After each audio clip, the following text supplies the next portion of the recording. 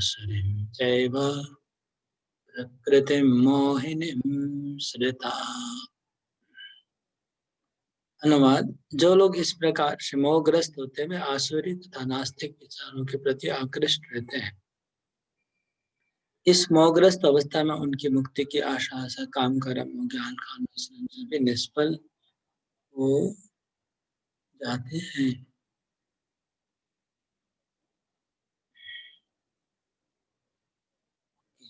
तो जो लोग जिनके बारे में पिछले श्लोक में बताया गया, जो भगवान को उपहास करते हैं, अवज्ञा करते हैं, भगवान के जो रूप है, मानव रूप में जो भगवान हमारे बीच में आते हैं, उसका जो उपहास करते हैं, उस रूप का, भगवान के स्वरूप का जो उपहास करते हैं, वो लोग कैसे हैं? तो उनके बारे में बताते हैं। मोघाशा, मोघाशा, उनकी आशाएं सब निष्फल होने वाली है। मतलब ऐसी आशा करते हैं वो लोग जो कभी पूरी होने वाली नहीं है, ऐसी आशाएं कर रहे हैं, इसलिए मोघाशा। मोघाशा, मोघ मतलब पूरी होने वाली, निष्फल होने वाली है। आशा भी उनकी सब ऐसी है जो कभी पूरी नहीं हो सकती है, और उनकी आशा ऐसे भी पूरी नहीं होगी। मोघाशा, मोघ कर्माणा, मोघ कर्माणा, उनके सब कर्म भी विफल होंगे। कर्म के विफल हो क्योंकि मोघ कर्माणा, असली कर्म जो करना चाहिए वो नहीं करते हैं। जीवन के सफलता के लिए जो कर्म करने चाहिए वो नहीं कर रहे हैं, वो झूठे कर्म कर रहे हैं, इसलिए मोघ कर्म। वो फालतू काम कर रहे हैं, कर्म कर रहे हैं, जो कर्म के फल से उनका कभी जीवन में सफलता नहीं आएगा। तो मोघ कर्माणु, वो टाइम वेस्ट कर रहे हैं, यूजलेस काम में अपना समय नष्ट कर रहे हैं। मोघ कर्माण, मोघ ज्ञान, उनका ज्ञान का प्रयास भी विफल जाएगा।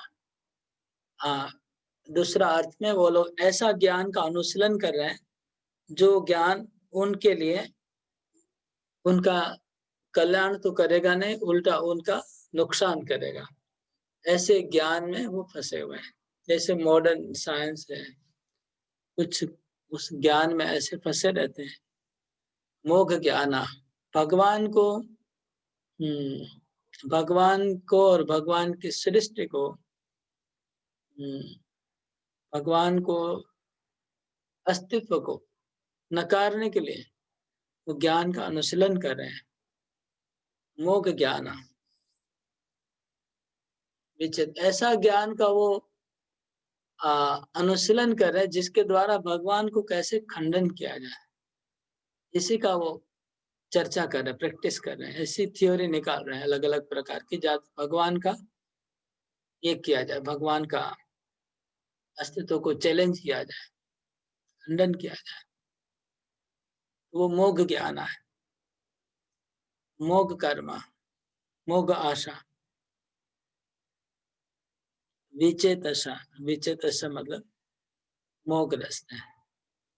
ये जो लोग हैं जो इस प्रकार से गलत आशाएं करते हैं, गलत कर्म करते हैं, गलत ज्ञान का अभ्यास करते हैं, ये लोग सब क्या है? राक्षसीम आसुरीम चैव, ये लोग आसुरी और राक्षसी प्रकृति का आश्रय लेते हैं। प्रकृति मोहिनीम श्रिता, भगवान की जो बहिरंगा माया है, मोहिनी शक्ति, उसका आश्रय लेके रखे लोग। मोहिनीम प्रकृतिम स्थिता, मोहिनीम प्रकृतिम श्रिता, आश्रय लिया हुआ है। वो प्रकृति कैसी है? राक्षसीम आसुरीम, आसुरी प्रकृति है उनकी।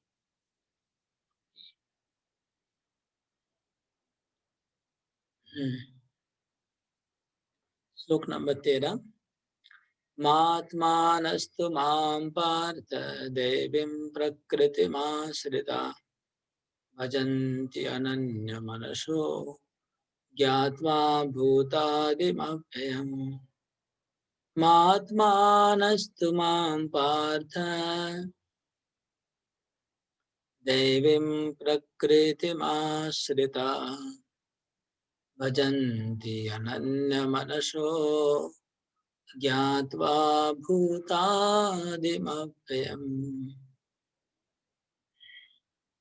भगवान कहते हैं लेकिन जो महात्मा है, अनुवाद, हे पार्थ, मोह मुक्त महात्मा जन मेरी देवी प्रकृति के संरक्षण में रहते हैं।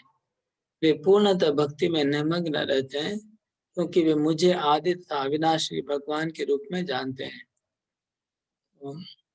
जो महात्मा है, महात्मानस्तु मां पार्थ दैवीं प्रकृति आश्रिता। महात्मा भगवान की दैवी प्रकृति, डिवाइन एनर्जी, उसके आश्रय में है। पिछले श्लोक में और इस श्लोक में ये कॉमन बात है। पिछले श्लोक में लिखा है प्रकृतिम मोहिनीम श्रिता। मोहिनी प्रकृति का आश्रय लिया। इस श्लोक में लिखा है देवीम प्रकृतिम आश्रिता, देवी प्रकृति का आश्रय लिया। पिछले श्लोक वाले लोग मोहिनी मतलब भौतिक बहिरंगा मोहने वाली उस शक्ति का आश्रय लिया है, जो आसुरिक और राक्षसी भाव वाले लोग जो भगवान के नकारने के लिए ज्ञान का अनुशीलन और कर्म का अनुशीलन कर रहे हैं। और दूसरी तरफ भगवान की दैवी प्रकृति मतलब अंतरंगा शक्ति का आश्रय ले रहे हैं कुछ लोग, दैवी प्रकृति में आश्रिता। ये महात्मा कहलाते हैं। महात्मा नस्तु महाम पार्थ, ये दैवी प्रकृति का आश्रय लिया, अंतरंगा शक्ति का। और ये क्या कहते हैं, भजंती अनन्य मनसु। वो भजंती, भजंती का मतलब भक्ति करते हैं। किसकी? कृष्ण की। कैसी भक्ति करते हैं? अनन्य, अनन्य भक्ति करते हैं। अनन्य मतलब कृष्ण के अलावा और कुछ नहीं है, और कुछ कृष्ण के अलावा वो जानते नहीं है। कृष्ण के अलावा केवल मात्र कृष्ण, वो अनन्य भक्ति कहलाते हैं। तो दुरात्मा जो भौतिक बहिरंगा शक्ति का आश्रय ले रहे हैं, वो लोग आसुरी और राक्षसी मेंटालिटी वाले हैं, और वो भगवत विमुख ज्ञान और कर्म में लगे हुए हैं। जो महात्मा है, भगवान की दैवी डिवाइन एनर्जी का आश्रय ले रहे हैं, और वो अनन्य भाव से भगवान की भक्ति कर रहे हैं। ये दो श्लोक में भगवान ने डिफाइन किया महात्माओं को, दुरात्माओं को। नेक्स्ट श्लोक।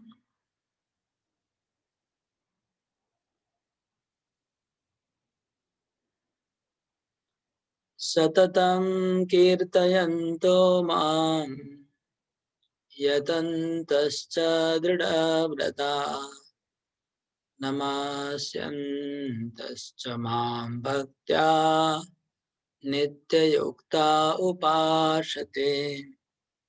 सततं कीर्तयन्तो माम् यतन्तश्च दृढव्रता नमस्यन्तश्च मां भक्त्या नित्ययुक्ता उपासते।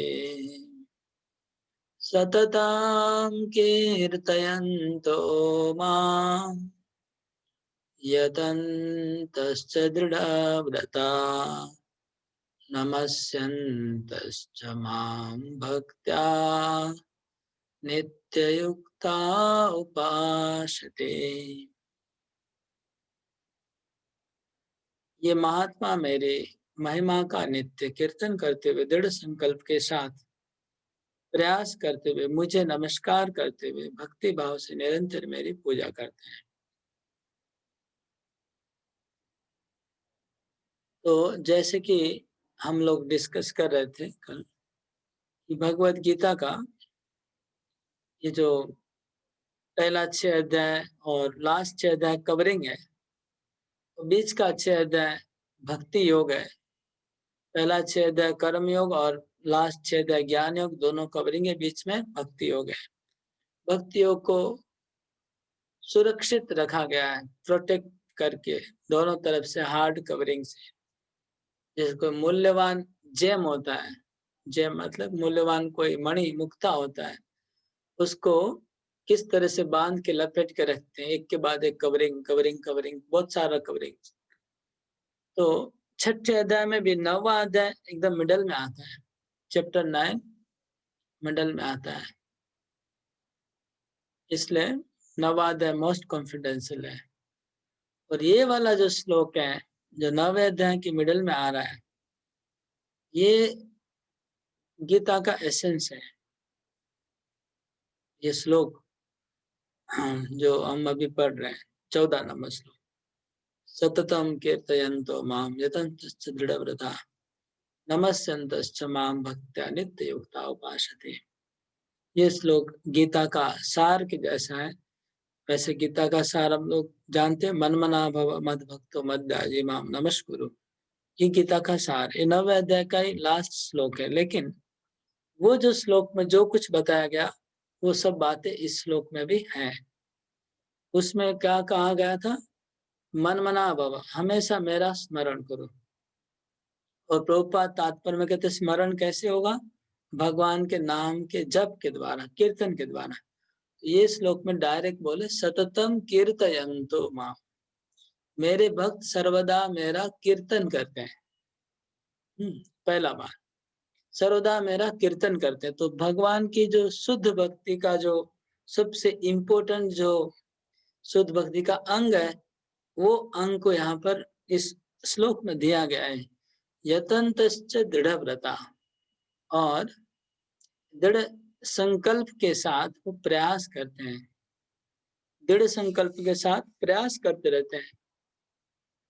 और नमस्यन्तश्च मां भक्त्या, और भक्ति पूर्वक मुझे नमस्कार करते रहते हैं। तो उसमें भी कहता है मनमान मत मत माम नमस्कुरु, मेरा मुझे नमस्कार करो।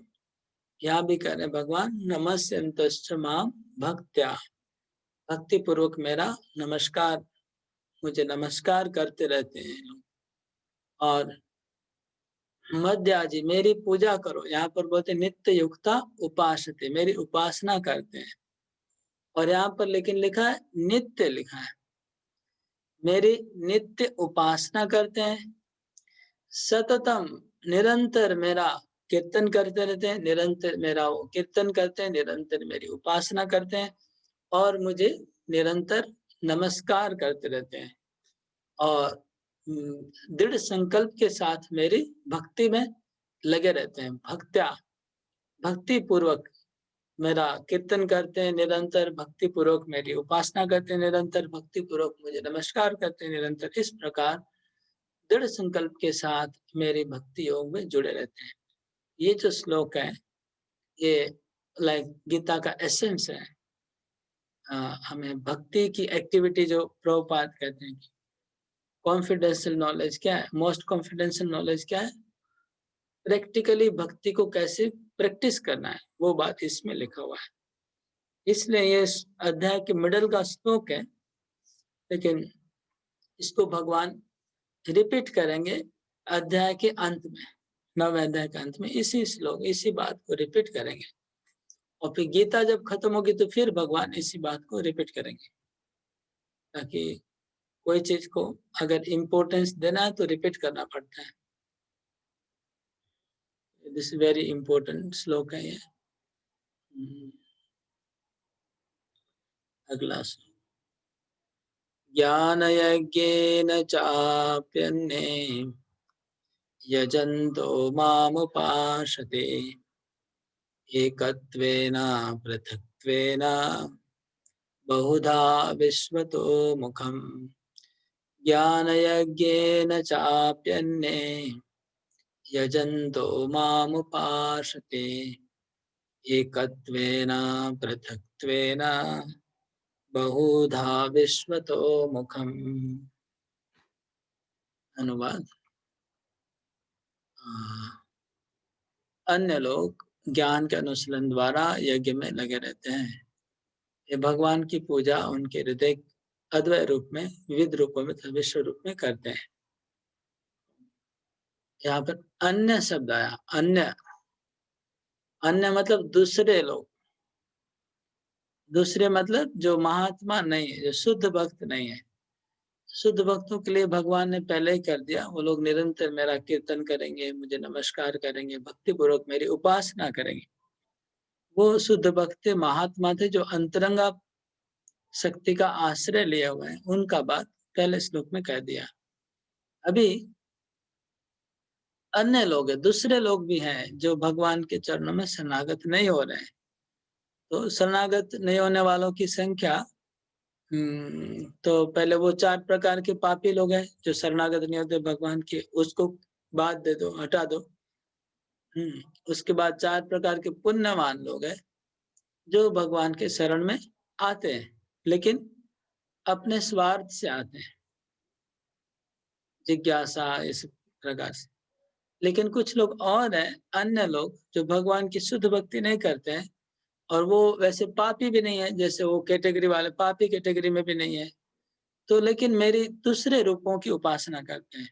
कैसी उपासना करते हैं? तो वो बता रहे हैं, ज्ञान यज्ञेन चाप्यन्य यजन्तो माम उपासते एकत्वेन पृथक्त्वेन बहुधा विश्वतो मुखम। वो मेरी 3 प्रकार से, 3 अलग अलग कैटेगरी का वर्णन किया जा रहा है। कुछ लोग मेरी एकत्व, एकत्वेन, एकत्वेन का अर्थ है कि अद्वैत वादी की उपासना, कि मैं और भगवान ब्रह्म हूँ, मैं ब्रह्म हूँ, भगवान भी ब्रह्म है, हम लोग एक हैं। इस धारणा से कुछ लोग भगवान की उपासना कर रहे हैं कि मैं और ब्रह्म, अहम ब्रह्मास्मि, मैं ब्रह्म हूँ। ये हो गया एकत्वेन, पृथक्त्वेन बहुधा विश्वतो मुखम। पृथक्त्वेन का अर्थ है, कुछ लोग देवी देवताओं की उपासना करते हैं, मेरी उपासना नहीं करते, देवताओं की उपासना करते हैं, और उनको मेरे से पृथक मान की उपासना करते हैं, इसलिए पृथक्त्वेन। बहु देवी देवताओं की उपासना करते हैं, उनको मेरे से अलग, मेरे से स्वतंत्र ईश्वर मानते हैं, उन सबको। और फिर लास्ट कैटेगरी बहुधा विश्वतो मुखम। विश्वतो मुखम माने भगवान के विराट रूप की, मेरे विश्व रूप की उपासना करते हैं। वो कैसा? वो इस संसार की उपासना करना, जैसे वृक्ष है, पहाड़ है, नदी है, ये पूरे जगत का एक रूप कल्पना करना। वो काल्पनिक है, रियल नहीं है, कि पूरा जगत एक भगवान का रूप है और पूरे जगत की उपासना करते हैं। इसका विश्व रूप की उपासना करते हैं। ये जो हो गया, ये काल्पनिक रूप है, भगवान उसकी उपासना कर रहे हैं। तो ये 3 प्रकार के भगवान बोले कि जो मेरी डायरेक्ट भक्ति नहीं करते हैं, अनन्य भक्ति नहीं करते हैं, और वो लोग अन्य अन्य प्रकार से ही ज्ञान यज्ञ ज्ञान यज्ञ द्वारा वो लोग आध्यात्मिक जीवन का अनुसरण कर रहे हैं। श्लोक नंबर 16। अहम क्रतुरहं यज्ञ स्वदाहम अहम औषधम मंत्रोहम अहमेवाजम अहम अग्निरहम हुतम। अहम क्रतुरहं यज्ञं स्वदाहम अहम औषधम मंत्रोहम अहमेवाजम अहम अग्निरहम हुतम। मैं ही कर्म कांड, मैं ही यज्ञ, मैं पितरों को दिए जाने वाला तर्पण, मैं औषधि, मैं ध्वनि, मैं घी, मैं अग्नि तथा मैं आहुति हूँ। ये श्लोक भगवान उनके लिए बोल रहे हैं कि जो लोग भगवान की अनन्य भक्ति में नहीं आते हैं। जैसा कि पिछले श्लोक में कहा गया था, पिछले श्लोकों में भगवान ने कहा कि अनन्य भक्ति करनी है भगवान के प्रति। जो अनन्य भक्ति नहीं करते हैं, और इधर उधर जाके भटकते दूसरा कुछ कर रहे हैं, तो उनको भगवान बोले कि तुम जो वैदिक यज्ञ कर रहे हो वो यज्ञ मैं हूँ। जो लोग भगवान की भक्ति नहीं करके वैदिक कर्म कांड में लग जाते हैं, उनको कहते हैं कि तुम्हारा यज्ञ मैं हूँ, अहम क्रतु। हाँ, कर्म कांड सेक्शन जो है वेद का वो मैं हूँ, क्रतु मैं हूँ, और अहम यज्ञ, यज्ञ मैं हूँ। और यज्ञ में उच्चारण करने वाले मंत्र, वो मंत्र भी मैं हूँ।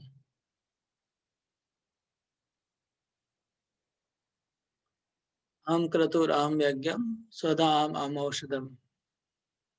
और स्वाहा जो करते हैं वो भी भगवान बोलते मैं हूँ। यज्ञ में जड़ी बूटियां व कुछ ऑफरिंग चढ़ाई जाती है, भेंट है, वो भी कृष्ण बोलते मैं हूँ। यज्ञ में चढ़ाए जाने वाला घी वो भी बोलते मैं हूँ, भगवान बोलते हैं। यज्ञ में उच्चारण करने वाले मंत्र मैं हूँ। मैं अग्नि हूँ यज्ञ की, जिसके द्वारा भगवान भोजन ग्रहण करते हैं अग्नि में डालने से। अग्नि भी मैं हूँ, कृष्ण बोलते हैं। और हुतम, आहुति दी जाने वाली जो बलि है वो भी मैं हूँ। तो भगवान उनको उनको बोल रहे हैं जो लोग भगवान की सरासरी भक्ति नहीं करते, सीधी भक्ति नहीं कर रहे, उनको बोल रहे हैं कि तुम जो जो कुछ भी कर रहे हो वो लेकिन मैं हूँ, उसमें भी मैं हूँ। इनडायरेक्टली तुम लोग मेरी पूजा कर रहे हो, ये बोल रहे हैं। अगला श्लोक। पितामस्य जगतो माता धाता पितामह वेद्यं पवित्रमोङ्कार ऋक्षामायजुरेव च। पितामस्य जगतो माता धाता पितामह वेद्यं पवित्रमोङ्कार ऋक्षामयजुरेव च। मैं इस ब्रह्मांड का पिता हूँ, मैं माता हूँ, मैं आश्रयदाता हूँ, मैं पितामह हूँ। मैं जानने योग्य हूँ, मैं शुद्धि करता हूँ तथा मैं ओंकार हूँ। मैं ऋग्वेद हूँ, मैं सामवेद हूँ तथा मैं यजुर्वेद हूँ।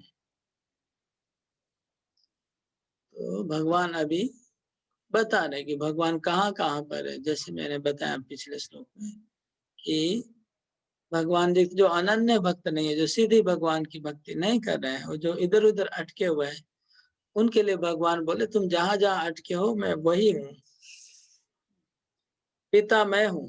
माता पिता के प्रति सबसे ज्यादा लोगों को अटैचमेंट होता है, तो भगवान बोलते मैं पिता हूँ, मैं माता हूँ तुम्हारी। मैं पिता हूँ, मैं माता हूँ, और मैं पितामह हूँ। पितामह जगतो माता धाता, धाता हूँ मैं। धाता मतलब पालन करने वाला। और मैं वैदिक मंत्र ओम मैं हूँ, क्योंकि बहुत लोग ओम के बिना तो कुछ कुछ हो ही नहीं सकता है। हम लोग वैदिक कल्चर से थोड़ा दूर है, इसलिए समझ नहीं पा रहे हैं। लेकिन जो लोग वैदिक कल्चर के अंदर है उनको पता ओम के बिना जीवन शुरू नहीं होगा। कोई भी यज्ञ करेंगे, कोई भी कर्म करेंगे तो पहले ओम उच्चारण होगा। तो भगवान बोलते ओम मैं हूँ जिसके पीछे तुम लगे हो। और तीन वेद, ऋग यजु साम, तीनों वेद भी मैं हूँ भगवान, क्योंकि वेद पढ़ने में लगे हुए हैं, यज्ञ करने वो लोग, अन्य उपासक। गति भरता प्रभु साक्षी निवास शरणं सुहृत् प्रभव प्रलय स्थानं निधानं बीजमव्ययम्। गति भरता प्रभु साक्षी निवास शरणं सुहृत् प्रभव प्रलय स्थानं निधानं बीजमव्ययम्। मैं लक्ष्य में पालन करता, मैं स्वामी, मैं साक्षी, मैं धाम, मैं शरण स्थली, मैं अत्यंत प्रिय मित्र हूँ। मैं सृष्टि तथा पालन, सृष्टि तथा प्रलय, संहार, सबका आधार हूँ, सबका आश्रय हूँ, मैं अविनाशी बीज हूँ। तो भगवान तरह तरह से अपना प्रेजेंस इस सृष्टि में बता रहे हैं कि इन चीजों के बिना हम नहीं रह पाएंगे। गति, भरता, प्रभु, साक्षी, जो कुछ भी हम देख रहे हैं आसपास में, सब कृष्ण बोलते मैं हूँ। जब कोई अनन्य भक्ति नहीं करेगा तो दूसरी चीजों की भक्ति करेगा, दूसरे व्यक्ति की भक्ति करेगा, तो भगवान उनमें सब अपना ही प्रेजेंस दिखा रहे हैं। वास्तव में सब कुछ तो भगवान से बना है, उनमें जो एबिलिटी है, पावर है, वो भी कृष्ण से आ रहा है, जो कुछ वो लोग प्रदर्शन कर रहे हैं। हरे कृष्ण। अभी इधर एक मेरा क्वेश्चन है, श्लोक नंबर 19। अच्छा, इधर एक क्वेश्चन कर लेता हूं मैं। क्वेश्चन ये है कि यहाँ पर जो भगवान अपना प्रेजेंस बता रहे हैं, किस किस प्रकार से भगवान प्रेजेंट है इस वर्ल्ड में, और चैप्टर 7 में भी भगवान ने अपना प्रेजेंस बताया। तो दोनों में डिफरेंस क्या है? ये सब्जेक्ट को हमने पिछले क्लास में बहुत इलाबोरेटली डिस्कस किया है। अगर आपने लेक्चर सुना होगा तब तो आप तुरंत समझ जाएंगे, नहीं सुना है तो आप गेस कर सकते हैं कि क्या डिफरेंस है। चैप्टर 7 में भी भगवान ने कहा कि मैं इधर हूँ, ऐसा हूँ, ऐसा हूँ, ऐसा हूँ। यहाँ पर भी भगवान बता रहे हैं, मैं गति हूँ, मैं भरता हूँ, मैं प्रभु हूँ। गति मतलब हमारी जो डेस्टिनेशन वो कृष्ण है। गति, भरता, भरता मतलब स्वामी, हमारे जो प्रभु है स्वामी वो कृष्ण है। गति, भरता, प्रभु, प्रभु भी कृष्ण है। भरता पालन करने वाला, प्रभु मतलब स्वामी। गति, भरता, प्रभु, साक्षी, साक्षी भी कृष्ण है। सब कर्मों के हमारे विटनेस कृष्ण है। गति, भरता, प्रभु, साक्षी, निवास, निवास मतलब जैसे हम लोग रेसिडेंस को निवास बोलते हैं, कृष्ण सबके रेसिडेंस है, सबके निवास है।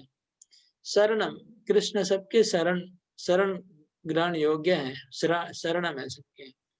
सुरित, कृष्ण सबके वेल विशर है, सुरित है, शरणम सुरित। गति, भरता, प्रभु, साक्षी, निवास, शरणम सुरित, प्रभव, प्रलय स्थानम, प्रभव, इस जगत का प्रादुर्भाव कृष्ण से हुआ है। प्रलय, जगत कृष्ण में ही जाके समाएगा, विश्राम होगा कृष्ण में। प्रभव, प्रलय स्थानम, स्थान मतलब अभी जो होल्ड करके रखा है भगवान ने। निधानम, अल्टीमेट शेल्टर सब चीजों का वो भगवान है। बीजम, सबका बीज है भगवान, अविनाशी बीज भी भगवान ही है। इस तरह से भगवान, और पिछले श्लोक में बताया मैं पिता हूँ, मैं माता हूँ, मैं ओंकार हूँ, मैं पितामह हूँ, मैं 3 वेद हूँ, मैं पालन करने वाला हूँ, धाता हूँ। ये जो भगवान ने बताया और 7वें अध्याय में बताया था, इसमें कुछ डिफरेंस क्या है आप लोग बताइए, कोई बताना चाहेगा?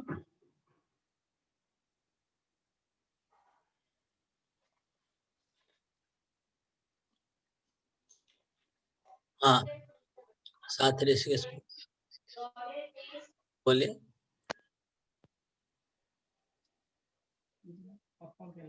सात ऋषिकेश आप बोलिए। हाँ, आधा घंटा। भगवान अपनी ऑफिस के बारे में बताते हैं। भगवान बताते हैं कि आपका नेट का जन्म प्रॉब्लम का है, स्वाद भगवान है।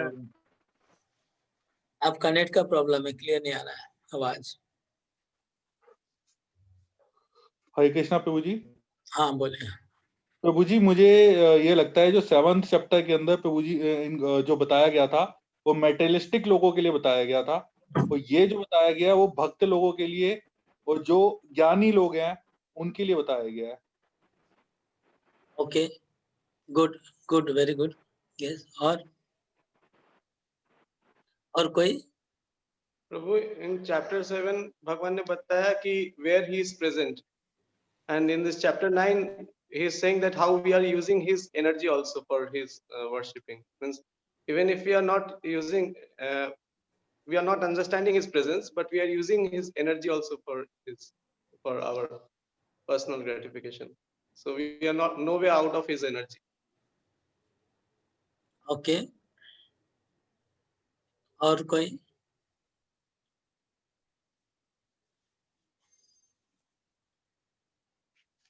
चैप्टर 7 में भगवान ने बताया था कि मैं पानी में स्वाद हूँ, सूर्य का प्रकाश हूँ, अग्नि का तेज हूँ और आकाश में मैं शब्द हूँ, ये बताया था।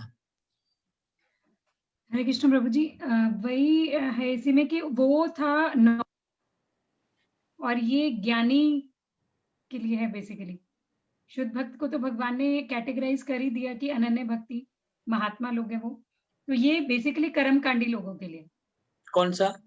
जो ये वाला श्लोक जो ये बता रहे हैं, पालन करता स्वामी साक्षी धाम स्तर थी, और और जैसे वो यज्ञ अपना वो जो था 7वां अध्याय, वो उसमें सारा ही आ गया, मतलब वो नॉन डिवोटीज, मतलब जो किसी भी चीज को जो कर्म कांड वगैरह भी नहीं, पानी तो जल तो वो भी पीते हैं ना, लेकिन कर्म कांड यज्ञ तप नहीं करते हैं। तो इसलिए भगवान ने कहा कि वो भी मुझे देखे, क्योंकि जल अगर वो पी रहे हैं, जल तो हर कोई पिएगा, चाहे असुर है चाहे किसी चीज को मानते नहीं मानते, तो उसमें भी मेरी प्रेजेंस है। वो नॉन डिवोटी के लिए, और ये वो नॉन ज्ञानी, ये ज्ञानी के लिए। कर्मकांडी। हाँ जी, This sloka is for Nirvisheshvadi. yes. कौन सा? ये 11 chapter 9 11 to what we are reading. वो निर्विशेषवादी के लिए है। Those who doesn't know the form of Krishna, this sloka. No, chapter 7 slokas were for Nirvisheshvadi. There is some problem in sound. Now we can say Chapter 7 slokas were for Nirvisheshvadi, where they were saying that they were taking water.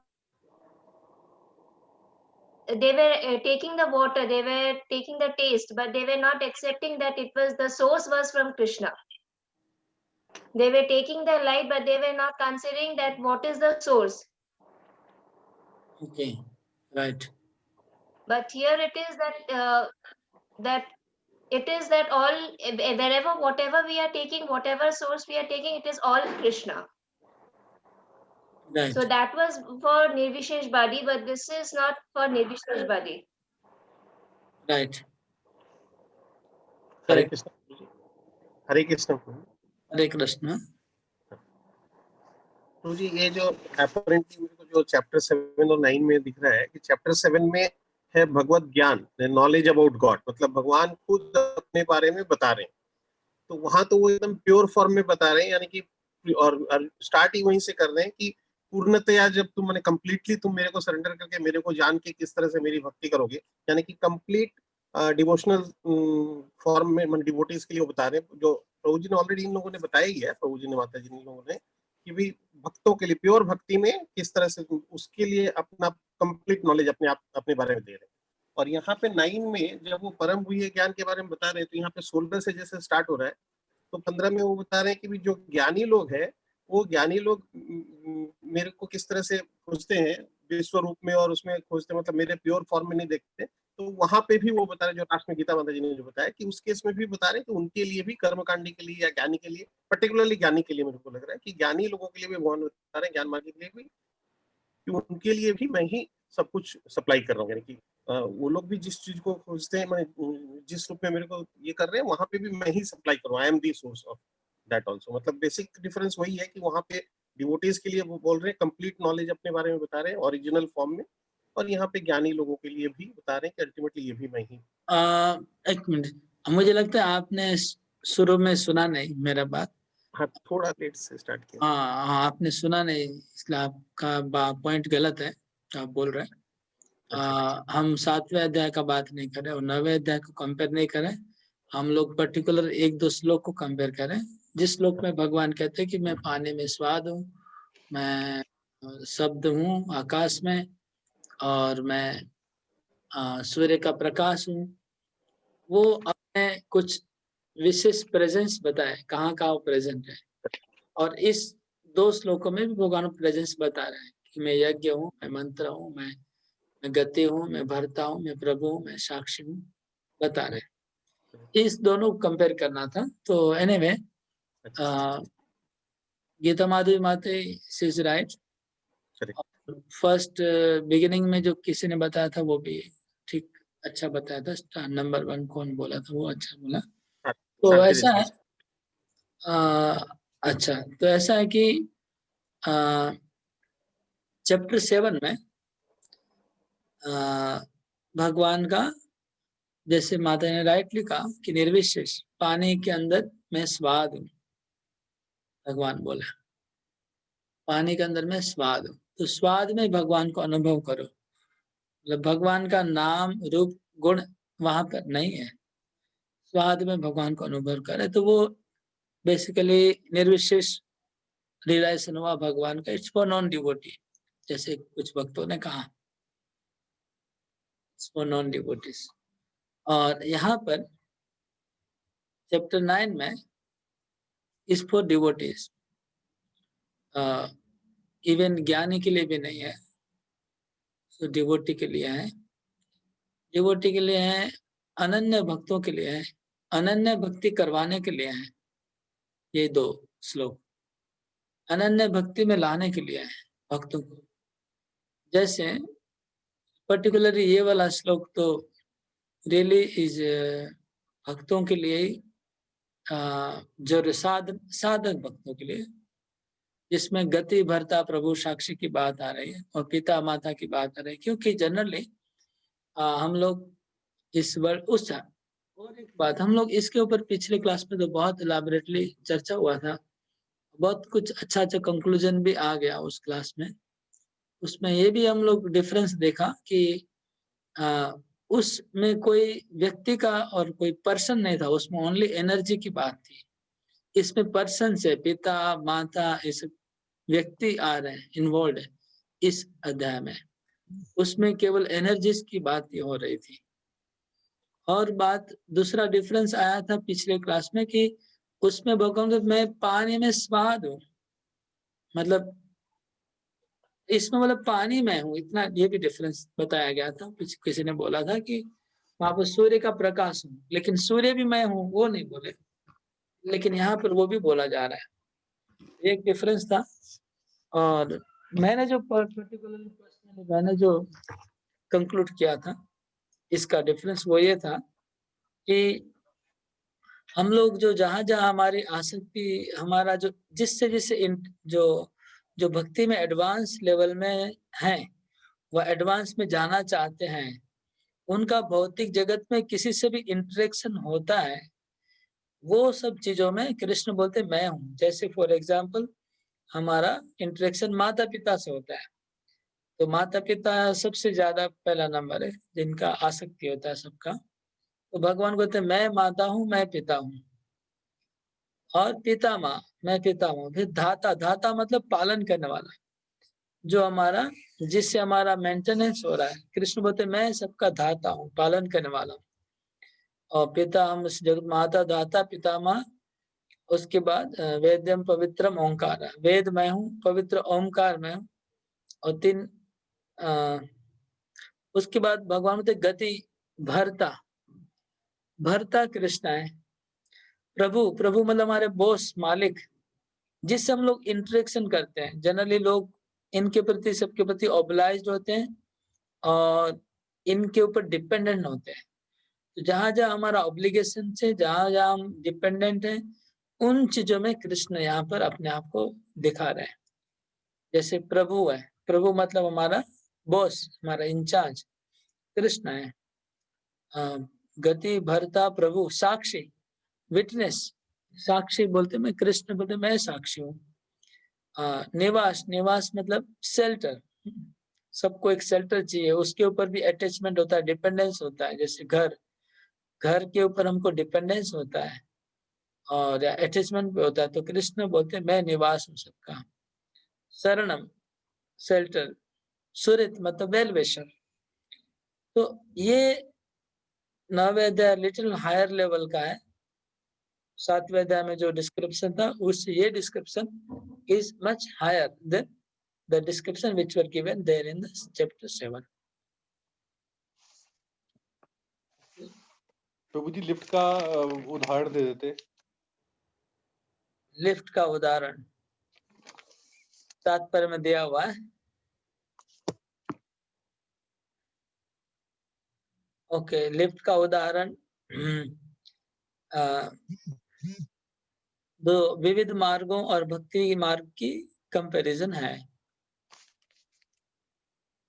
विविध मार्ग हैं जो हमको सीढ़ी से ऊपर ले जा रहे हैं और लिफ्ट डायरेक्ट ऊपर ले जा रहा है। जो हम लोग जो हम लोग ने योगा लेडर का जो डिस्कस हुआ था, योगा लेडर जो योग की सीढ़ी की जो चर्चा की थी, उसी में एक लिफ्ट को ऐड कर देना पड़ेगा उस योगा लेडर में, तो हो जाएगा। सीढ़ी थी, उसके साथ लिफ्ट जोड़ दीजिए, एलिवेटर।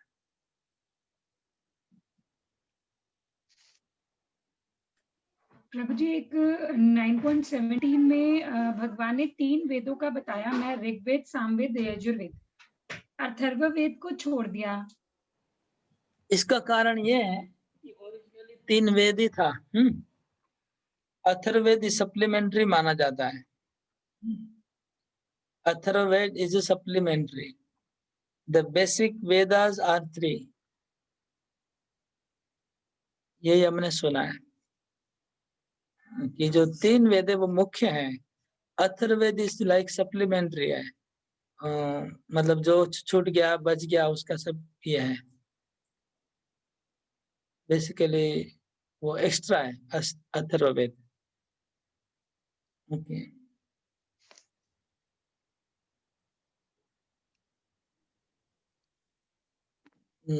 कोई क्वेश्चन है? आगे बढ़ता हूँ, नहीं तो इसके ऊपर चर्चा हुआ। क्वेश्चन छिलो जे भगवान जैसे बोल रहे कि सब में मैं ही हूँ, सब एनर्जी में मैं ही हूँ, तो एक्चुअली इसका थोड़ा कंफ्यूजन वाला क्वेश्चन है कि even in the atom also Krishna is present. Yes, तो scientists are using this atom bomb now, I am thinking in that way. तो उसको यूज करते हैं दूसरों को मारने के लिए, और मारने के बाद अगर बोले कि मैं क्या क्यों, इसमें भी तो भगवान थे, तो भगवान की इच्छा से मैंने यूज किया और भगवान की इच्छा से इतने लोग मरे। ओके, तो some people do tell like that कि ये भी तो भगवान की इच्छा, क्योंकि भगवान उसमें है तो भगवान की इच्छा से।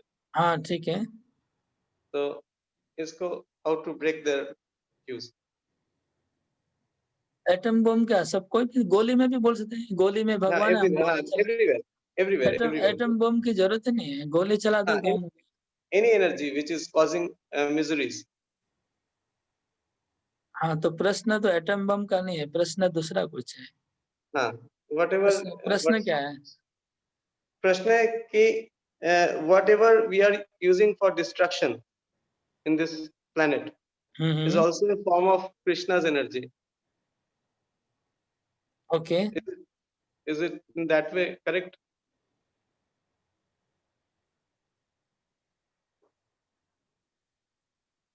Krishna's energy is there. Now you can use it for destruction or you can use it for construction. That is up to you how to use it.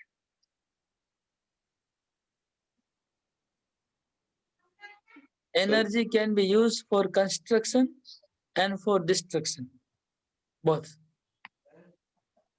That is right. But if someone says behind the destruction, the reason is Krishna. हाँ, प्रभु जी If मैं someone जवाब says, हाँ बोले बोले जरूर। प्रभु जी ऐसा है कि मैं जितना समझता हूँ कि इसके अंदर भगवान ने हमारे को इंडिपेंडेंस दे रखी है कि आप कोई भी चीज कैसे भी यूज कर सकते हो। वो अगर हम किसी को मारने के लिए यूज कर रहे हैं तो उसके अंदर भगवान की स्वीकृति नहीं है उसके अंदर, पर हम भगवान के रिसोर्स तो सारे है ना, हम भी भगवान के रिसोर्स है, पर भगवान ने हर चीज के अंदर इंडिपेंडेंस दे रखी है। No, I agree to that point. Actually, I am talking about some fanatic people. There are some fanatic people जो कि भगवान को पीछे रख के यूज करते हैं अपने फैनेटिज्म बढ़ाने के लिए। For destruction, they put behind the reason is God. प्रभु जी उनको समझाना तो इम्पॉसिबल है, वो केवल आपसे बहस करते हैं, उनको समझना ही नहीं है concept. No, we have to कुछ भी समझाते हो उनको समझना ही नहीं है उनको। नहीं, some point that क्या पॉइंट है उनका? पॉइंट क्या है? प्रभु उनका पॉइंट क्या है? नहीं, there are some fanatic people who are causing destruction to humanity, and behind they say that this is a supreme power and energy we are using. हाँ फेनेटिक पीपल होते हैं ना, जिन लोग कुछ यूज करते नहीं, हैं आप और क्वेश्चन ठीक से पुट करिए। फेनाटिक बहुत हो गया, बोल दिए। अब हाँ, तो पॉइंट क्या है? डिस्ट्रक्शन के पीछे जो उन लोग बोलते हैं उसको कैसे तोड़ा जाए, यही मेरा प्रश्न, कि कैसे क्या पॉइंट में हाँ? उनको तोड़ा जाए। क्या बोल क्या रहे बोलो? वो उन लोग जो बोलते हैं कि ये जो हम कर रहे हैं ये भी इसमें भगवान की इच्छा है। हरे हाँ कृष्णा प्रभु। हाँ, भगवान की इच्छा है। आप डिस्ट्रॉय कर लीजिए, भगवान की इच्छा है। उसके बाद नरक में जाइए, भगवान की इच्छा है। जेल में जाइए, वो भी भगवान की इच्छा है एकदम। हरे कृष्णा प्रभु जी, मैं ये कह रहा हूँ कि जैसे जहर भी है तो वो भी तो भगवान ने बनाया, वो नहीं खाते हैं वो एकदम लोग। एकदम सब कुछ भगवान की इच्छा से होता है। जहर पी लीजिए, भगवान की इच्छा है। जेल में जाइए, पुलिस डंडा मारेगा, वो भी भगवान की इच्छा। सब कुछ भगवान की इच्छा से। बोल दीजिए, आप डिस्ट्रॉय कर दो जिसको डिस्ट्रॉय करना, फिर जेल में जाओ। तो भगवान का इच्छा से होता है। सही बात है। डिस्ट्रक्शन भगवान की इच्छा के बिना थोड़ी होता है। इनको भगवान तमोगुण से प्रेरित करते हैं, इसलिए लोग डिस्ट्रॉय करते हैं। फिर उनको पनिशमेंट भी मिलेगा, वही भगवान की इच्छा से होगा।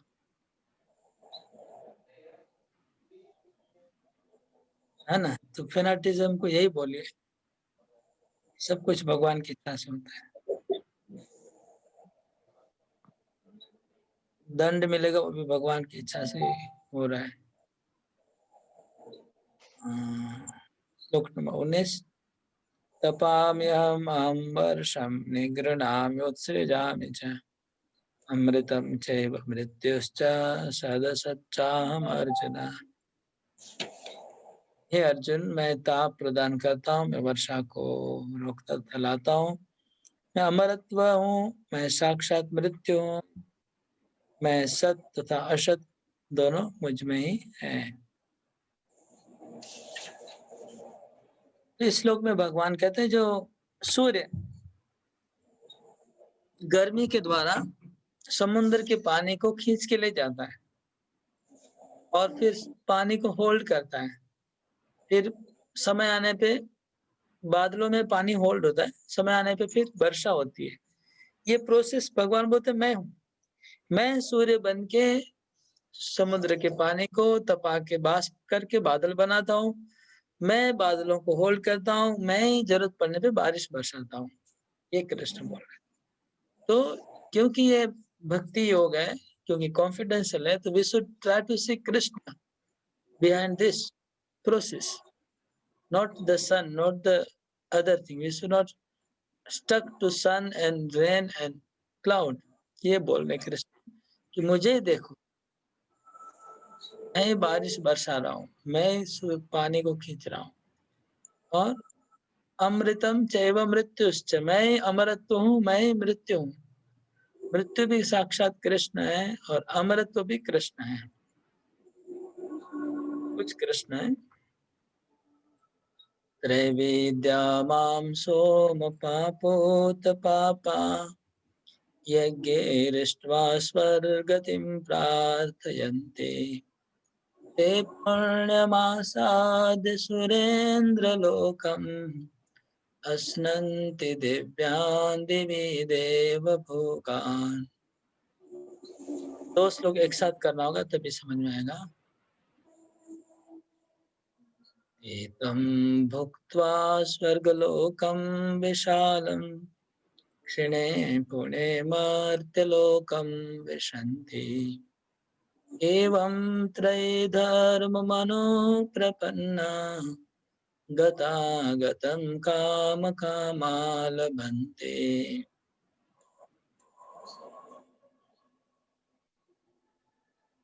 दोनों श्लोक का अनुवाद एक साथ पढ़ेंगे तभी समझ आएगा। जो वेदों का अध्ययन करते तथा सोमरस का पान करते हैं, वे स्वर्ग की प्राप्ति की गवेषणा करते हुए अप्रत्यक्ष रूप से मेरी पूजा करते हैं। वे पाप कर्मों से शुद्ध होकर इंद्र के पवित्र स्वर्गिक धाम में जन्म लेते हैं, जहाँ वे देवताओं का सा आनंद भोगते हैं। इस प्रकार जब वे विस्तृत स्वर्गिक इंद्रिय सुख को भोग लेते हैं और उनके पूर्ण कर्मों पर क्षीण हो जाते हैं, मृत्यु लोक में लौट आते हैं। इस प्रकार जो तीनों वेदों के सिद्धांतों में दृढ़ रहकर इंद्र सुख की गवेषणा करते हैं, उन्हें जन्म मृत्यु का चक्र मिल पाता है। तो इस श्लोक को मैं ठीक से समझेंगे हम लोग। श्लोक नंबर 20 और 21, ये जो लोग देवता की उपासना करते हैं उनके लिए बहुत सॉलिड श्लोक है। 2-3 श्लोक जो भी आगे आ रहा है, पावरफुल पुण्य कर्म करने वालों के लिए। बोलते हैं कि त्रैविद्या माम सोमपा। त्रैविद्या मतलब जो 3 वेदों में डूबे हुए हैं, ऋग यजुर साम, इन वेदों में मतलब कर्म कांड में लगे हुए हैं वो लोग त्रैविद्या। जो वेद का अध्ययन करके पंडित बन के मतलब कर्म कांड में स्वाहा स्वाहा कहते रहते हैं, उनका बात बोल रहे हैं। ये जो 3 वेदों वाले क्या करते हैं, यज्ञ के द्वारा मेरी उपासना करते हैं और उपासना करते स्वर्ग प्राप्त करने के लिए स्वर्ग गतिम प्रार्थयन्ते। त्रैविद्या माम सोमपा पुत पापा। सोमरस का पान करते हैं, पवित्र हो जाते हैं, पापों से मुक्त हो जाते हैं, पूरा पुण्यवान, उनका जीवन पुण्यमय है, वो पाप नहीं करते हैं, पुण्य करते हैं केवल। और यज्ञ के द्वारा मेरी उपासना करके स्वर्ग गतिम प्रार्थना, स्वर्ग की प्रार्थना करते हैं मेरे से। और ते पुण्यम आसाद्य सुरेंद्र लोकम। जब उनका पुण्य संचय हो जाता है, बहुत अच्छा खासा पुण्य इकट्ठा हो जाता है, तो सुरेंद्र लोक, इंद्र लोक में उनको भेजा जाता है। तो इंद्र लोक में जाकर के क्या करते हैं, अस्नंती मतलब भोगते हैं। क्या भोगते हैं, देव भोगान, देवताओं के द्वारा भोगे उपभोग को भोगेंगे। वो भोग कैसे हैं, दिव्य, तो दिव्य भोगों को भोगेंगे वो लोग जो इस प्रकार के पापों से मुक्त हो जाते हैं, पाप नहीं करते, केवल पुण्य करते हैं, 3 वेदों में रमे हुए हैं, 3 वेदों के कर्म कांड में लगे हुए, वो लोग यज्ञ करके स्वर्ग की प्रार्थना करते हैं। स्वर्ग की प्रार्थना करने से उनका पुण्य संचय होता है, पुण्य संचय होने से इंद्रलोक में जाएंगे। इंद्रलोक में बहुत हजारों वर्ष दिव्य भोगों को भोगेंगे। उसके बाद क्या होता है, नेक्स्ट लाइन बहुत इंपॉर्टेंट है, ते तम भुक्त्वा स्वर्गलोकम विशालम क्षिणे पुण्य मर्त्य लोकम विशन्ति। तो ते तम भुक्त्वा, वो भोग करेंगे, स्वर्गलोकम, विशाल स्वर्गलोक को भोग करेंगे। विशाल स्वर्गलोक बहुत बड़ा है, तो विशाल स्वर्गलोक को एबंडेंटली भोग करेंगे। एबंडेंटली भोग करने के बाद क्षिणे पुण्य मर्त्य लोकम विशन्ति। जब उनका पुण्य समाप्त हो जाएगा, संचित पुण्य जब खत्म हो जाएगा, तो क्या होगा, मर्त्य लोकम विशन्ति, वापस मृत्यु लोक पे वापस आ जाएंगे। तो ये एवं त्रय धर्मम अनुप्रपन्ना गता गतम काम कामा लभन्ते। इस प्रकार जो त्रय धर्म मतलब यज्ञ वाला कर्म कांड में लगे हुए लोग गता गतम बार बार आना जाना करेंगे। कैसे आना जाना करेंगे, ये लोग पृथ्वी पे आएंगे और पुण्य का संचय करेंगे, पुण्य संचय करके स्वर्ग में जाएंगे, स्वर्ग को भोग करेंगे, पुण्य खत्म हो जाएगा, वापस पृथ्वी पे आएंगे, वापस पुण्य का संचय करेंगे, फिर स्वर्ग में जाएंगे, फिर जब पुण्य खत्म होगा फिर इधर आएंगे। तो जैसे कुछ लोग होते हैं जो पैसा कमाते हैं, पैसा कमा लिया अच्छा खासा, फिर पैसा कमाने के बाद एंजॉय करने के लिए हाँ सिंगापुर थाईलैंड चले गए, सब पैसा उड़ाए, फिर पैसा खत्म गया, फिर आएंगे, काम करेंगे, जॉब करेंगे, फिर पैसा कमाया, फिर कमा लिया, फिर एंजॉय करने चले गए, ऐसे बार बार करेंगे। ऐसा ये लोग हैं जो पुण्यवान लोग हैं। वो पुण्य, पृथ्वी एक कमाने का जगह है, पृथ्वी एकमात्र कमाने का जगह है और स्वर्ग लोग खर्चा करने का जगह है। तो पृथ्वी में केवल लोग कमाते हैं, चाहे पाप कमाओ चाहे पुण्य कमाओ, लेकिन खाली कमाओ। तो पुण्य कमाने वाले लोग स्वर्ग में जाके पुण्य को खर्चा करते हैं, खर्चा होने के बाद वापस स्वर्ग पृथ्वी पे आते, फिर कमाते, फिर जाते।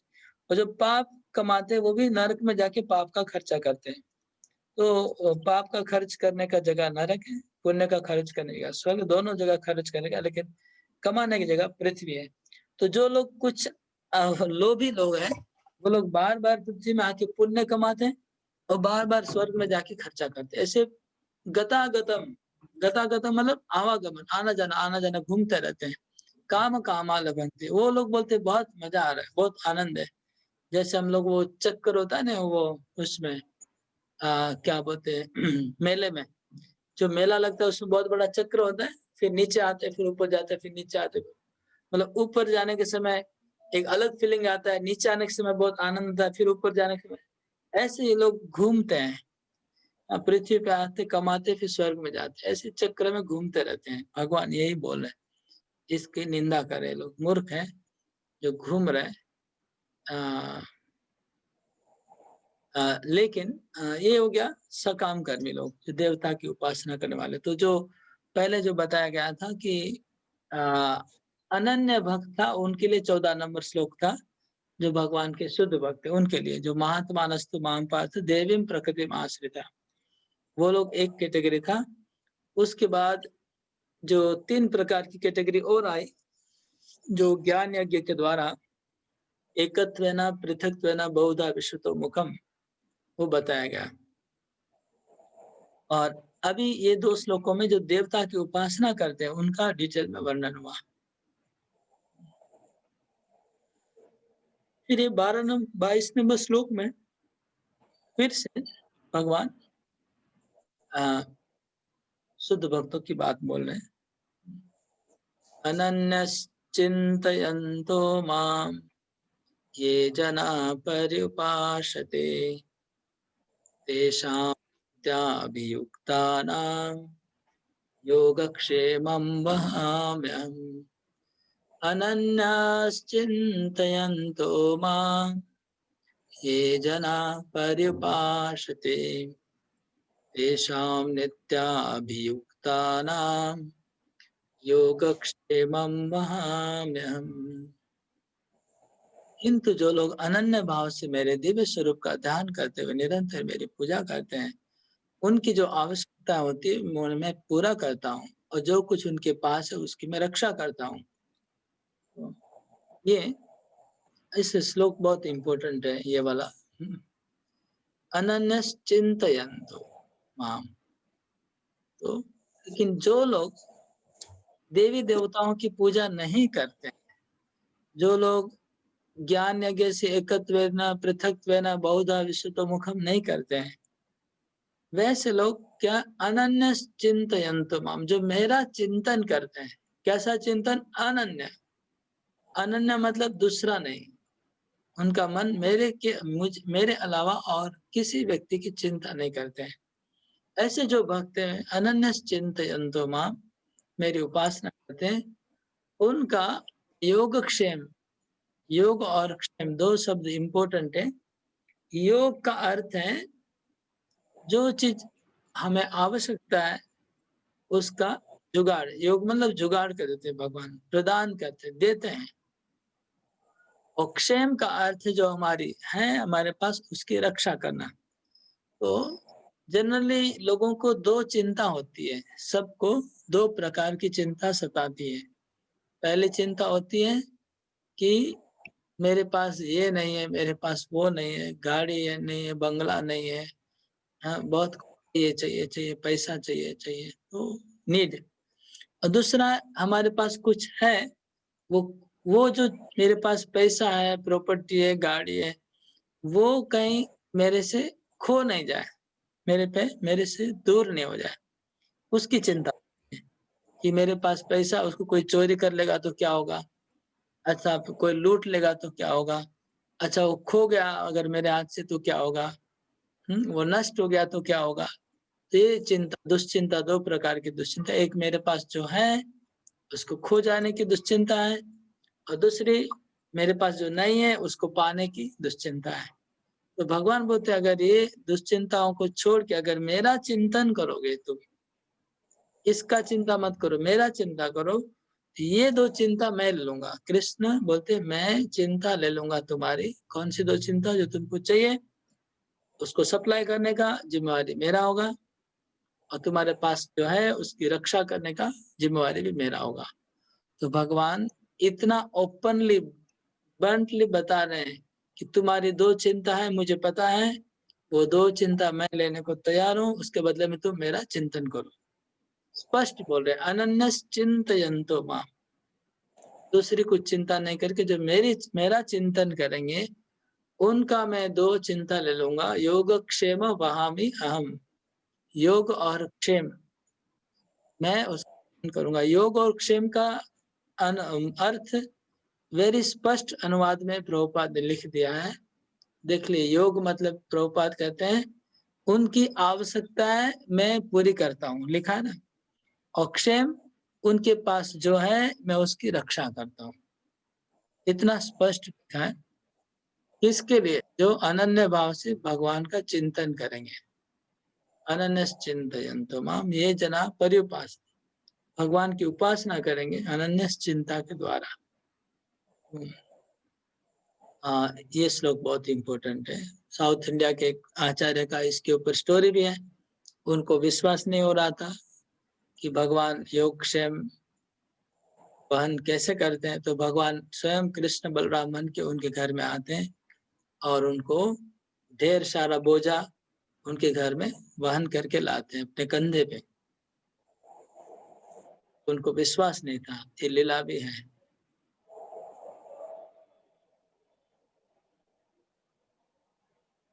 हरे कृष्ण। तो यहाँ पर एंड करता हूँ। कोई क्वेश्चन है?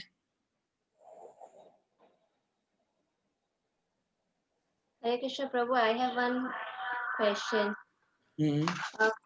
Prabhu, in sloka number 18, as you have said, that Lord Krishna is saying that with the parents are Lord Krishna, or with whomever we are interacting, that is a form of Lord Krishna, where Lord Krishna is present over there. So I have a doubt.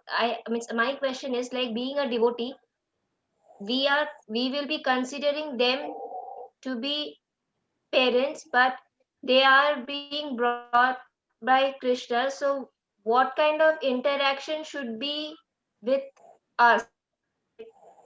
Then how should a devotee interact? Like, they are being forms of Krishna, well, not forms of Krishna, but they are Krishna is present in them. So what kind of interaction should be with a devotee with Okay, very important question. parents? Very important. तो जब हमारे माता पिता हैं, in our parents, Krishna बोलते हैं मैं माता पिता हूँ। इसका 2 अर्थ होता है। पहला अर्थ है कृष्ण हमारे माता है, कृष्ण हमारे पिता है, that is one meaning. Another meaning is हमारे जो माता और पिता है वो भी कृष्ण ही हैं, दैट इज सेकंड मीनिंग हो गया। तो जब हम बोलते हैं कि मेरे माता पिता कृष्ण है, दैट मीन्स दे आर प्रतिनिधि, कृष्ण के रिप्रेजेंटेटिव है, कृष्ण नहीं है, दे आर रिप्रेजेंटेटिव कृष्ण। और इसको ऐसे भी ले सकते हैं हम लोग, ऐसा लेना चाहिए एक्चुअली कि जो माता और पिता का हमें वात्सल्य जो मिल रहा है वो वात्सल्य कृष्ण से आ रहा है, इनसे नहीं आ रहा है। क्योंकि मटेरियल बीइंग में वात्सल्य कहाँ से आ सकता है? भौतिक जगत के जीवों में वात्सल्य कहाँ से आ सकता है? पॉसिबल ही नहीं है। तो उनके अंदर जो पितृ वात्सल्य और मातृ वात्सल्य जो मिल रहा है हमको, वो कृष्ण से आ रहा है, ये हमें सोचना चाहिए। इसलिए we should thanks to Krishna if we are getting any favor from the parents. That is very important.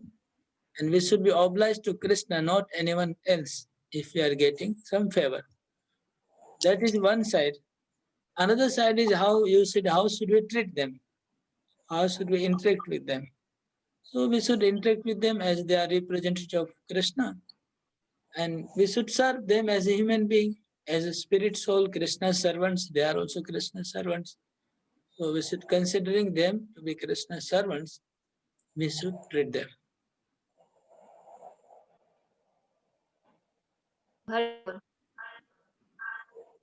We should not mistreat, because we should taking advantage of philosophy. We should not mistreat our parents. At the same time, we should not become too much attached to parents. Both things we have to be careful.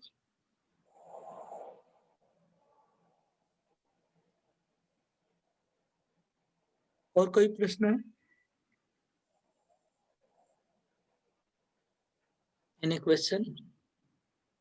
तो जी मेरे को वो पिछला वाला जो point था वो थोड़ा क्लियर नहीं हुआ था कि ये जो 16, 17, 18 का जो हम लोग बात कर रहे थे, जिसमें आपने चैप्टर 7 वाले से कंपेयर किया, तो उस चैप्टर 7 वाला तो जैसे आपने बोला कि भी निर्विशेषवादी के बारे में है, निर्विशेषवाद के बारे में है, लेकिन इधर 16, 17, 18 जो है उसके पहले 14 में जैसे भगवान बताया, 13, 14 में प्योर डिवोटीज के बारे में, फिर 15 में भगवान ये बोलते हैं ना कि अन्य लोग जो ज्ञान के अनुशीलन द्वारा यज्ञ में लगे रहते हैं, वे भगवान की पूजा उनके अद्वय रूप में, विविध रूपों में तथा विश्व रूप में करते हैं, किंतु मैं ही कर्मकांड में ही यज्ञ, कर्मकांड में ही यज्ञ पितरों को दिया। तो ये जो 16, 17, 18 ये प्योर डिवोटीज के लिए है तो कि ये किंतु, हाँ ये किंतु आ गया ना, किंतु से यूटर्न हो गया प्रभु।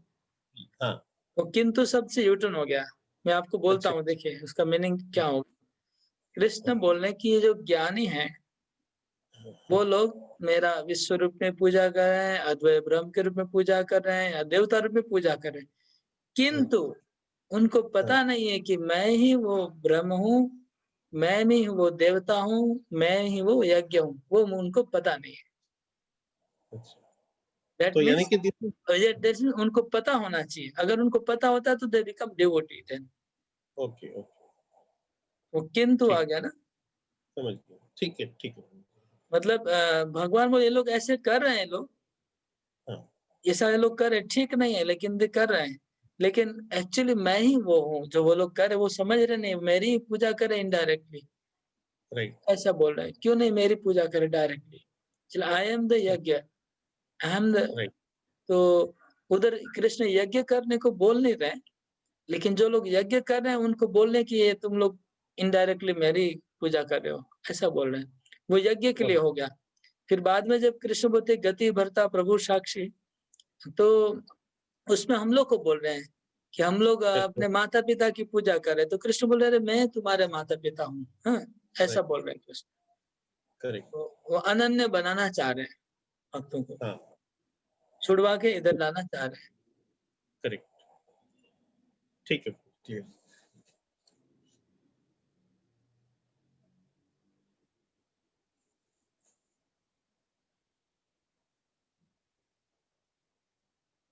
तो यहाँ पर कृष्ण डायरेक्ट बोलने की मैं माता पिता हूँ, लेकिन वहां पर बोलते कि मैं पानी का स्वाद हूँ। राइट, मैं पानी हूँ ऐसा नहीं बोल के बोलते पानी का स्वाद हूँ। राइट, ये दोनों में थोड़ा डिफरेंस है। करेक्ट, ठीक है। और कोई क्वेश्चन है किसी का?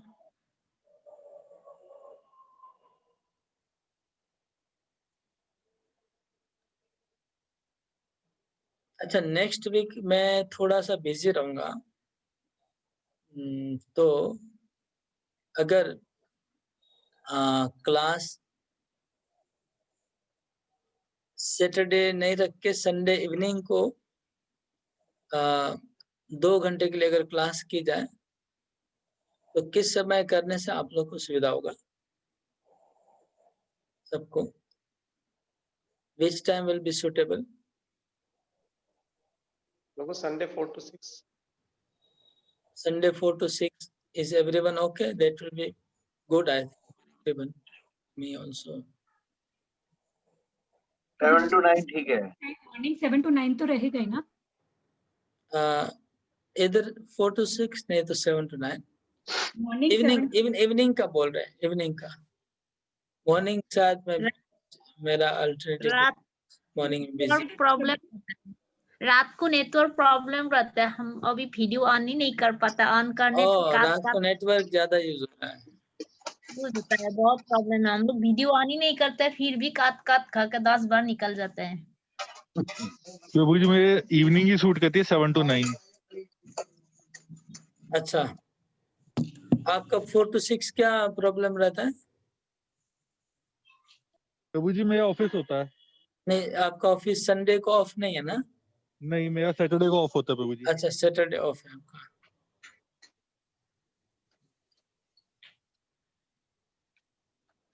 बाकी जैसा क्लास बोलेगी मैं कर लूंगा किसी भी तरीके से। Saturday 4 to 6। ओके। नहीं प्रभु जी, नहीं ना, आपका वर्किंग है सैटरडे को, संडे मैं तो हॉलीडे आप। प्रभु जी संडे को कर लो, फिर कोई बात नहीं, मैं कर लूंगा मैनेज। ओके ओके, आपका संडे हॉलीडे अनुमा देगा? हाँ जी प्रभु जी, संडे को कर लीजिए। संडे को मैं भी 4 to 6 और 3 to 5। नहीं 4 to 6 ओके। 4 to 6 ठीक है प्रभु जी। 4 to 6 ओके ठीक है। मैं वो बैच वालों से भी पूछ लेता हूँ, मैं सोच रहा कंबाइन कर लेने का नेक्स्ट क्लास। तो मतलब सैटरडे संडे मॉर्निंग में नहीं रहेगा क्लास? मॉर्निंग नहीं करके 4 to 6 संडे को करने का इच्छा है नेक्स्ट। अच्छा रहेगा प्रभु जी, बहुत अच्छा रहेगा, ये कंबाइन कर दो इस बार। इस बार कंबाइन करके देखता हूँ, थोड़ा बिजी रहूंगा इस। ओके, और मैं 9th चैप्टर का क्वेश्चन भी अपलोड कर दूंगा। आप लोग तो अभी 7-8 कर रहे होंगे मेरे ख्याल से, सब लोग उसमें बिजी होंगे। जी प्रभु जी। तो प्रभु जी नेक्स्ट वीक में फिर सैटरडे संडे मिला के एक ही क्लास हो जाएगा क्या? एक ही करना है, हाँ ज्वाइन करना है सैटरडे संडे मिला के। वो भी एक ही क्लास, वन सेशन मतलब, वन ओनली सेशन, संडे। हाँ 2 घंटा का एक सेशन होगा। करेक्ट। अगर बहुत लोग प्रभु जी एब्सेंट रहेगा तो कैंसिल भी कर सकते हैं, कोई प्रॉब्लम नहीं है, क्योंकि अभी काफी सारा श्लोक हो गया तो हमें रिविजन, ओके क्योंकि बहुत लोग अगर मिस करेंगे तो भी कोई फायदा नहीं है ना। हाँ हाँ हाँ, अभी ये बैच में आप लोग मोस्टली सब एग्री कर लिए है ना। अभी उस बैच वालों को पूछ लूंगा मैं, अगर मैं भी ज्यादा बिजी हूँ तो फिर एक सप्ताह आप बोले कि we can skip 1 week, that you suggesting. Yes yes Prabhu ji. एक क्लास कर लेते तो कनेक्शन बना रहेगा, एकदम छोड़ देने से कोई फिर प्रॉब्लम लंबा नहीं, कोई प्रॉब्लम नहीं। बड़ा नेक्स्ट गैप हो जाना भी डर लगता है। प्रभु जी नेक्स्ट वीक 24, 25, 26 तो क्लास नहीं होगा वहाँ पे परिक्रमा। ओह नेक्स्ट वीक संडे है ना? नहीं नेक्स्ट वीक है क्या वो? नहीं, नेक्स्ट टू नेक्स्ट वीक, हाँ next to next week Next week. शायद ऑफ होने का चांस है, इसलिए नेक्स्ट वीक कर लेते हैं हम लोग। 16 है, 16 और 17। हाँ तो This ये coming वाला Sunday is- हाँ ये नेक्स्ट वीक नहीं छोड़ते हम लोग, नहीं तो फिर लंबा गैप हो जाएगा। उसके बाद वाला वीक ऑफ होने वाला है। ओके ठीक है फिर। हरे कृष्ण, जय श्रील प्रभुपाद की जय। Sakal Putra, 6 class.